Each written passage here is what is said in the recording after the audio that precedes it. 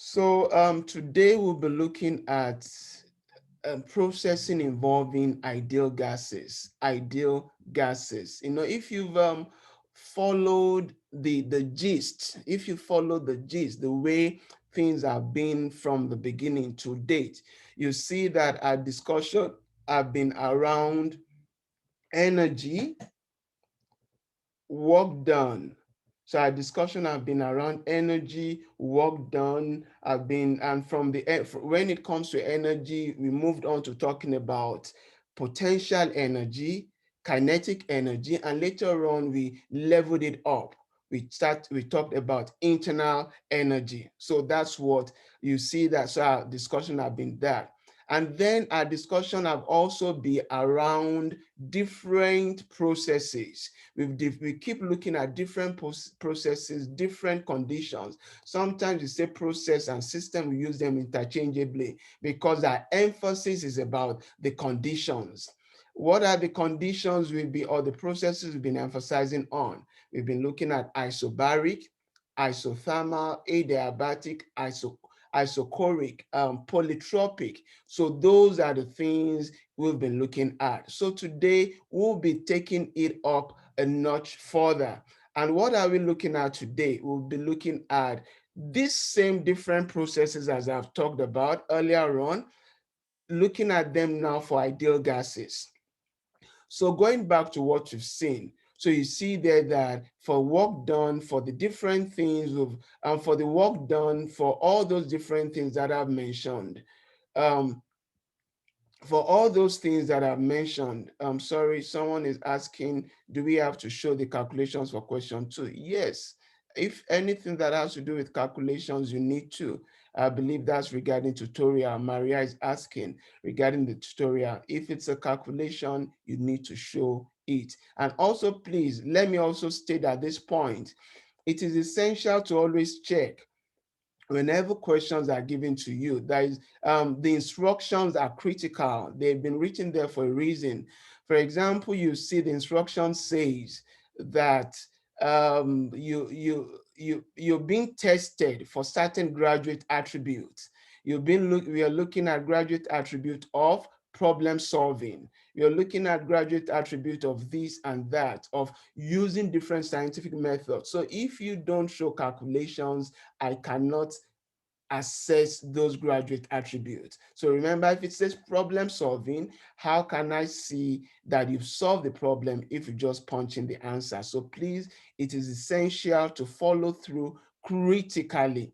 It is very, very essential. Every instruction provided is for a reason. So please don't neglect that. All right. As I was saying, so those are things we've been looking at, the different conditions. Another thing we've been looking at is we cannot talk about transfer of heat. We cannot talk about work done. We cannot talk about energy in vacuum. So we cannot talk about any of these things without a fluid, without a carrier, if I must put it that way. So you see that in the past couple of weeks, this is week 4, I believe, in the past couple of weeks, what we've been looking at will say a fluid. If you go back to those questions, we'll say air, we'll say a gas, we will say steam, we'll say water. So water becoming vaporized. So we've been looking at this. These are real fluids. But today we want to look at ideal gases. So ideal gas, as the name is, you remember, this is science. So we talk about reality, we talk about ideality or ideal conditions. And oftentimes ideal conditions are imaginary. So ideal conditions are placed such that we can carry out scientific calculations, so that we can have safe assumptions, and any deviation from ideal will be able to make corrections. So today we'll be looking at ideal gases. So I'm just going to quickly, from what we've learned in chemistry, and the rest. If you remember, whenever we talk about ideal gases, as I've mentioned, it's imaginary. And there are two major conditions that define ideal gases. One is that there are negligible interactions among the molecules. If you remember, when we're talking about the other fluids, we talk about molecular, intermolecular interactions. But for ideal gases, these interactions are negligible. That's one thing that defines ideal gas. The second thing that defines ideal gas is in terms of the molecular volume, the volume is negligible as compared to the entire volume. So those are two things. So please just go back and check those two major assumptions. I want you to look at and remind yourself about what are the two main assumptions that define ideal gases. So having said that, when for whatever fluid we are talking about, the equation here, the first equation here defines it. The first equation here that defines it. But when it comes to ideal gas, we look at this equation or that. So we look at those two equations when it comes to ideal gases. And virtually every other thing we'll be working on from here depends on this. So we know what P and V are by now. We've seen P and V a couple of times. We've seen them again in this space. The difference is the additional things you're learning now, which you learned in chemistry or physics, are N. N is number of moles, N, number of moles. And you know that N and M are related. M is your mass. So N is the number of moles, M is the mass. And oftentimes, if you remember in chemistry, we link these two by molecular weight. So if there are calculations to do that, or for conversions, you need to check out that have I been provided the molecular weight, and then you can convert appropriately. And also, as we've been emphasizing from the beginning, it is essential to always take note of the units. Take note of the units. If you look at this, a couple of things in terms of the unit, two things that I want to, before we move further. In this particular case, you see regarding mole, except stated otherwise. Maybe it's joule per kilogram or per gram. So then you're speaking to this. You're speaking to, and then also take note, Kelvin. So if it is Kelvin, it means that whenever you're carrying out any calculation, the temperature needs to be converted. For any calculation, your temperature needs to be converted to Kelvin. And you know how to convert your Kelvin. 0 degrees C, you add 273 to your. So if you are given any value in degrees Celsius, you add 273 to it. So always remember that it is essential to have consistency in unit. So, and then we've said R is the characteristic gas constant. So in that. So please take note, I've indicated the different components we have there. So I've the only state at which, okay, so I've indicated, we've talked about this as well. All gases in the neighborhood of are treated as ideal, but we've said real gases aren't. So now let's start looking at the conditions one after the other. And then if you're wondering in terms of, wow, we are seeing more calculations again. Please, a couple of things you need to be at the back of your mind is formula will definitely be provided for you when you have except if it's an open book assessment. For example, your quiz, it's an open book assessment. Your tutorial, it's an open book assessment. But apart from those, any other assessment, formula will be, if it's you have to sit down and write, you'll be provided with formula sheet. But the issue is, it's one thing for you to have a list of formula, it's another thing for you to be able to identify the right formula. As I've been alluding to, it's like having a toolbox or having a toolkit, but you need to be able to know what tool do I use to perform a particular procedure. And how do you know that? You need to know the conditions. So in some calculations, it might not be stated that this is isochoric.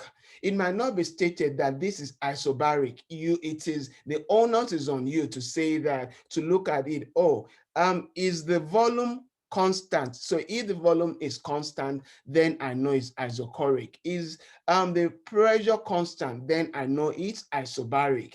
And then I pick the right tool from the list of formula to carry out the what I need to do. So having said that, let's move on to looking at the different conditions. So from last week, we've seen we saw issue of different we've seen our first law of thermodynamics, which is we saw from this. You remember change in U. By the way, as we move on, if you keep seeing D, or you remember, this should be the same. U. Also, the reason why I've interchanged this is also depending on the textbook you expose yourself to. So du, we know by now, is same as change in U. So remember, we've seen that from our first law of thermodynamics. We've looked at the fact that change in U is equal to Q minus W. And you remember, we talked about our work done, we've talked about our heat as well. So for 1 mole of 1 kilogram of an ideal gas, so isochoric, you remember, if it's isochoric, it means the volume is constant. And also remember, from what you saw previously, W is related to P, P change in V. So P change in V. So if it's isochoric and then the volume is constant, the volume is constant, then our work done, because when you talk about the work done, we're looking at this, then the work done is zero. So so if change in V is constant, that means our work done is zero. So it then follows on that so if you go back here, then it follows that change in U, or your internal energy, equals to change in Q, equals to that. And then here is another thing that has been introduced to us. We have change in Q equals CV change in T. Change in Q equals CV change in T. CV is the heat capacity at constant volume. Remember, we are dealing with constant volume, heat capacity at constant volume. So from here, we've said change in U is equal to change in Q. So we've got that. And then so we've got this from our previous equation, and then we've also said change in Q is equal to that. So it then follows that for an isochoric reaction of an isochoric process, this is our equation. So it's applicable to for all gases, whether ideal or real, provided the process occurs at constant volume. But remember, our emphasis is on ideal gas, and then if it's stated otherwise, when it comes to issue of isochoric, isobaric, and the rest, like I said, the conditions will be stated to say, is it constant volume, constant this or that? And then when it comes to the fluid, the question would indicate that it's an ideal gas, or it's, so if it's not an ideal gas, you see questions like what we saw in the past 2-3 weeks, where we just say fluid, where we just say a gas, or where we just say air, or we say water, we say steam. So we know that we are not dealing with ideal gas. So take note, we've dealt with, so we've arrived at, so we've seen.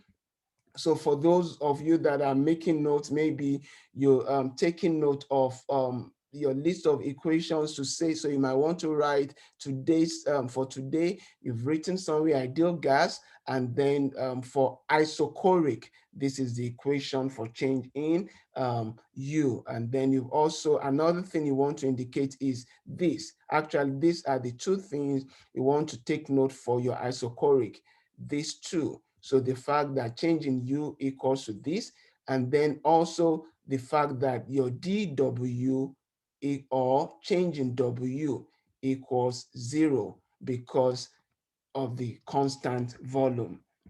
All right, so let's move on to another condition, isobaric. What is isobaric? Constant pressure, constant pressure. So similar to what we saw earlier on, another thing has been introduced, which is this. So we have a change in Q, and also you remember we've said change in W from last week is it always equals to P change in V. P change in V. So in this particular case for isobaric, what is constant is P. The volume is changing. So let's see what happens. So from our equation, we've said, so remember we've said, let me write that out again just to keep reminding ourselves. We've said change in U from the first law of thermodynamics equals Q minus W.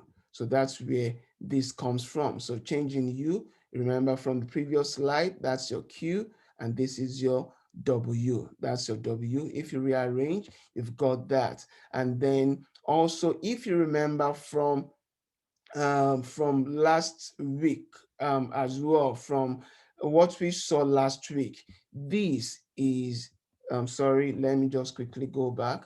From what we saw last week,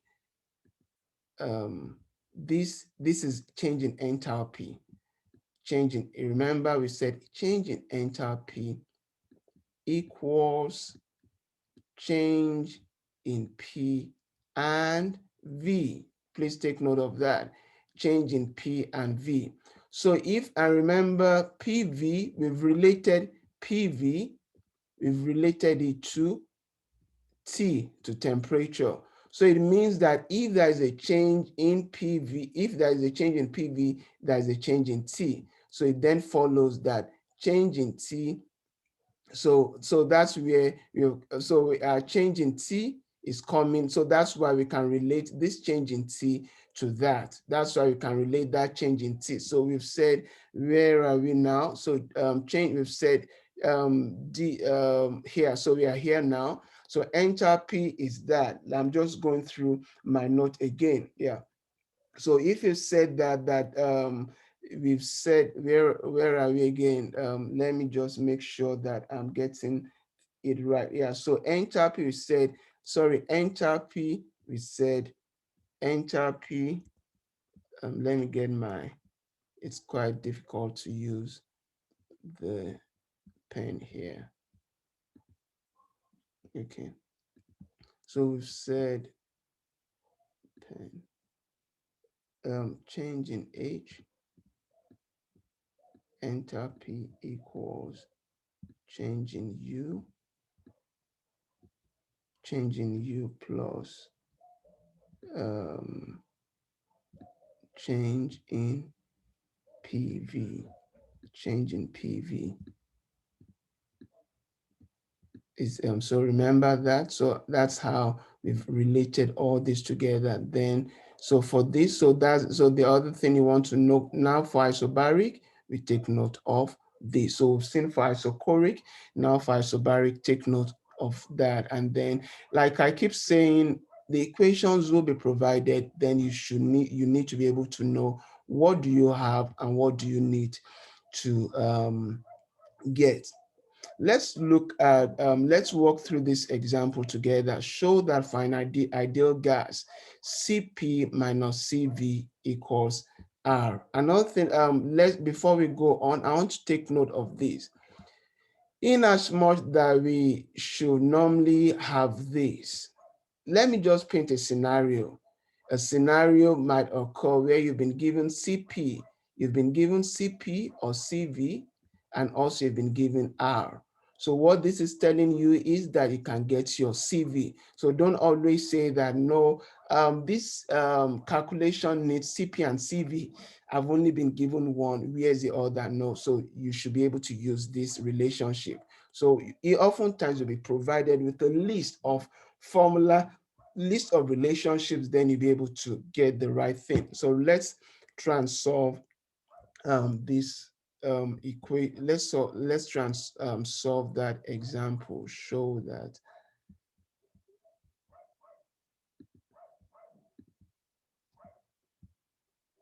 Sorry about the background noise. So remember, enthalpy is that. So if enthalpy, okay, so this also will speak better to what I was trying to explain in the previous slide. So then it follows that change in U will be, sorry, change in H or enthalpy equals to that. And for ideal gas, remember PV, so this is what I was trying to show us in the previous slide. So this actually shows it better. So for ideal gas, PV equals RT. So if there is change in PV, change in PV should be equal to change in T. So that means these equations, pen, this can then speak to each other. So these two can speak to each other. So change in H, change in U plus R. So we remember, so from this, so this R and then change in T. So this is just, so this is bringing this relationship into that. So that is what this is doing. So if you substitute that, so if you substitute everything in, from previous slides, we've shown that, we've also shown that this is equal to this. We've shown that this is equal to that. We've shown that in the previous slides. So we are, then this equation, this entire equation becomes that. And then you can see something is common to all of them, changing T. If you divide all through by changing T, we should be left with CP equals CV plus R. And if you make R the subject of the formula, you should then have this. So you should have this from that. So that's just what I want us to see. So please, because I don't want us to spend a long time on the screen. So that's why I try to do the other calculations. But for this particular one, I thought it's simple enough for us to look through. And also the reason why I also wanted us to look through this together in class is it speaks to the previous slide that I was trying to explain earlier on. So we've talked about isobaric, isochoric. So by now, I'm sure you should be able to remember all these things offhand. So isobaric, remember your barometer. So constant pressure. Isochoric, constant volume. Isothermal, when you hear thermal is talking about temperature. So at constant temperature. So let's look at that. So if at constant temperature, if remember we said if it's constant temperature, that means internal energy of an ideal gas will, we've said will only change only if the internal temperature, if the temperature changes, sorry.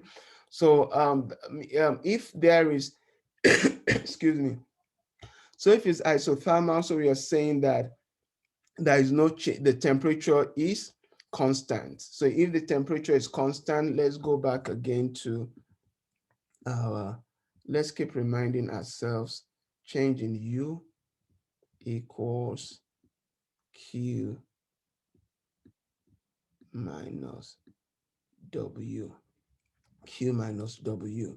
So if we've said, remember, internal energy is related to temperature.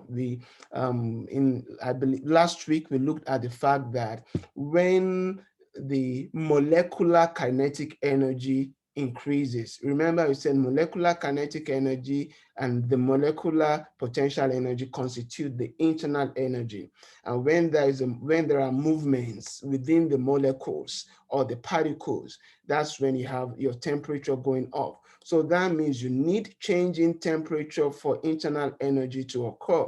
So if that is not occurring, so if there is no change in temperature, it then follows that this equals 0.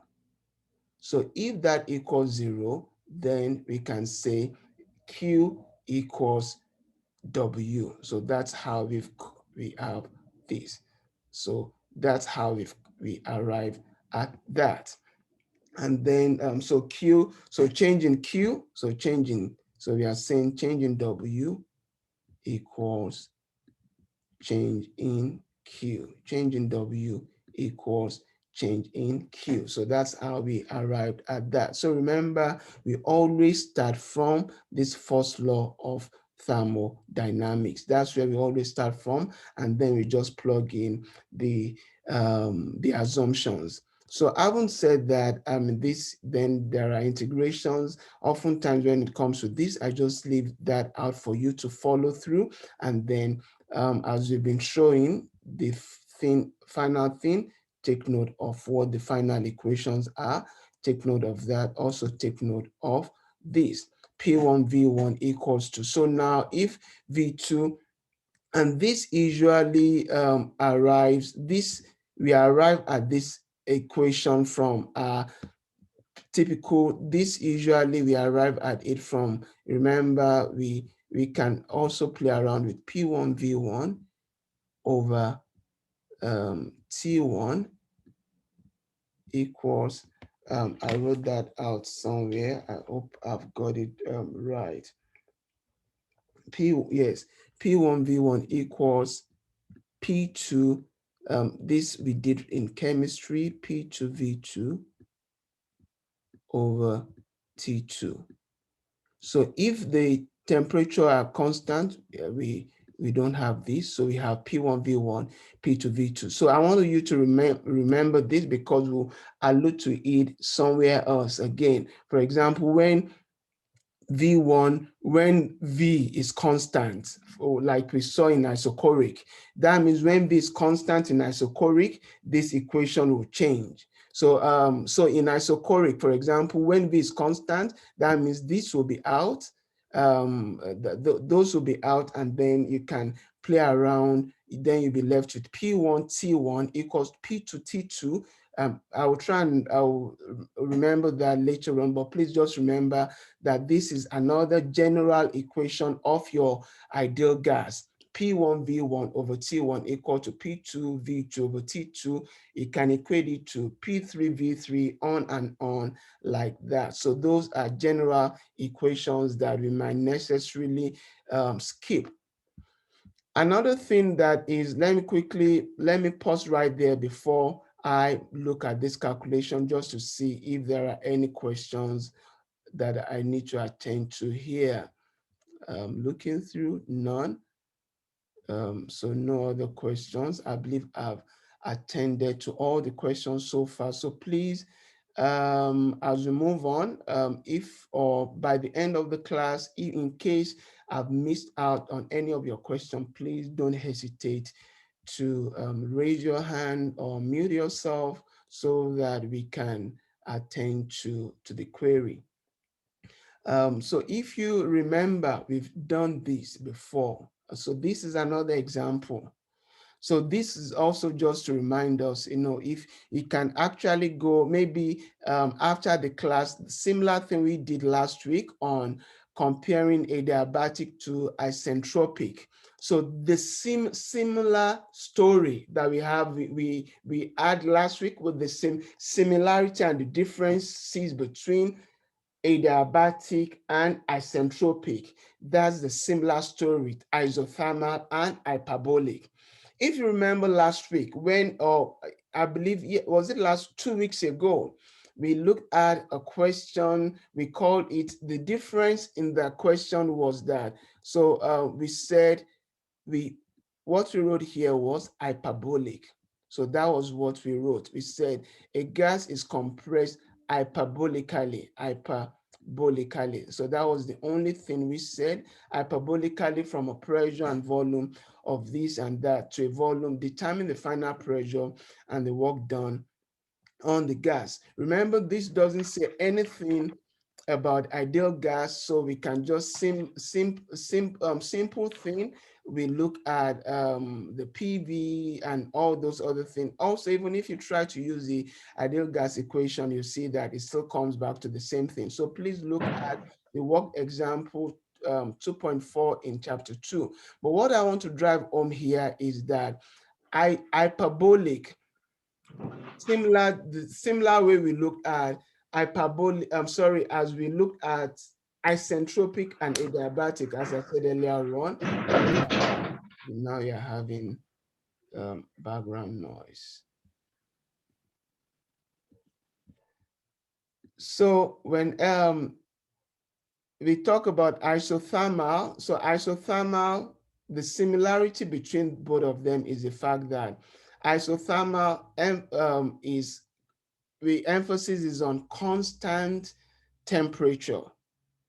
Hyperbolic, emphasis is on constant pressure and volume.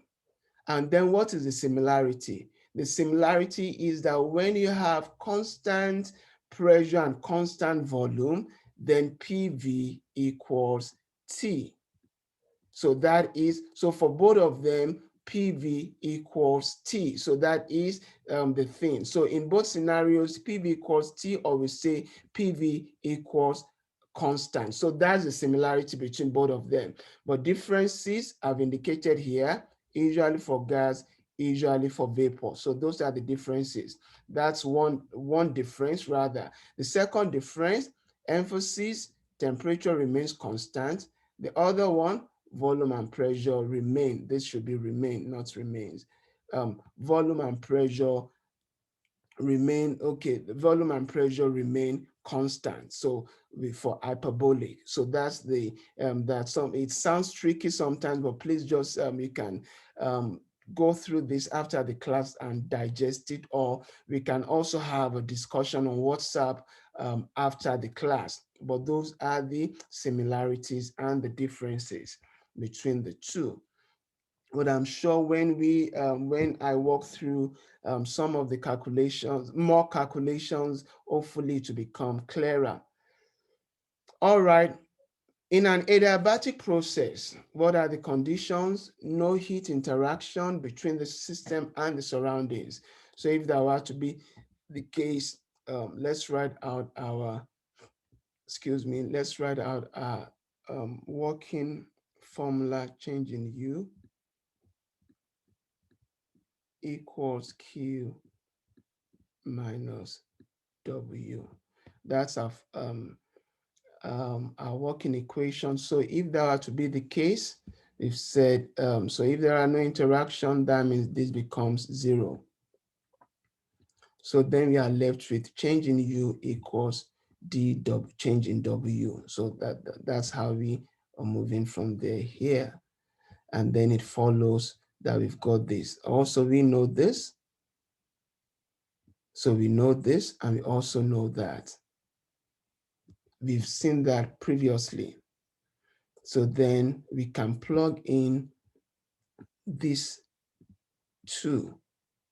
We can plug all these into that. So we can plug in. So from this, okay, so we've actually, yeah, so that's what we've done here. So we've done, so this is from that, and then we've plugged in that value there. So please, I can never overemphasize, go through this after the class. Go through this after the class and try to unpack things yourself so that it becomes clearer. And then you have all this. And then another thing has been introduced, which is gamma. So gamma has been introduced. So for the, in adiabatic, we have, so the gamma, let me get the my pen. So gamma has been introduced. It's another constant that will be given. But one thing that I want to quickly mention here is that if so this is another thing that is very important. T2 equals T2 T1 equals P2 P1. How did we come about that? It's from this. I've talked about that earlier on. So from there, it can get into this.